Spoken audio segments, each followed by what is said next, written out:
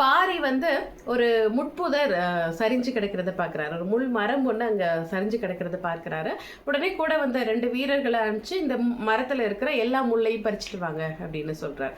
அதே நேரம் அளவனையும் கீதானையும் கூப்பிட்டு முட்புதருக்குள்ள கொம்பேரி மூக்கன் இருப்பான், உன்னால் பிடிச்சிட்டு வர முடியுமா அப்படின்னு கேட்குறாரு. பிடிச்சிட்டு வர முடியுமே அப்படின்னு அளவன் சொல்ல, சரி போய் பிடிச்சிட்டு வா அப்படின்னு சொல்கிறாரு. இப்போது வீரர்கள் பறிச்சுட்டு வந்த முள்ளையும் அளவன் வந்து கொம்பேரி மூக்கன் கிடைக்கல, கொடிமூக்கன் தான் கிடைச்சான் அப்படின்னு சொல்லிட்டு கொடிமூக்கன் எடுத்துகிட்டு வர. அது பார்க்கறதுக்கே பயப்படுற அளவுக்கு ஒரு உருவத்தில் இருந்தது இந்த கொடிமூக்கன். இது ஒரு பாம்பு வகையை சேர்ந்தது. அளவன் வந்து நாகக்குடியை சேர்ந்தவன் தானே, அதனால அது ரொம்ப சுலபமாக பிடிச்சிட்டு வந்துட்டான். இப்போ இந்த பாம்பையும் கொடிமூக்கனையும் இந்த முட்களையும் வச்சுட்டு பாரி என்ன பண்ண போறாரு அப்படின்னு கீதானி அளவன் அந்த 2 வீரர்களும் யோசிச்சுட்டு இருக்கிறாங்க. ஆனால் பாரி ரொம்ப தெளிவாக இருந்தார். பாரி எதிரிகளை அழிக்கிறதுக்கு தனக்கான ஆயுதத்தை தயார் பண்ணிக்கிட்டு இருந்தார். இந்த கொடிமூக்கனையும் முள்ளையும் எப்படி தனக்கான ஆயுதமாக மாற்ற போறார் பாரி, முழு கதையையும் கேட்டு தெரிந்து கொள்ளுங்க.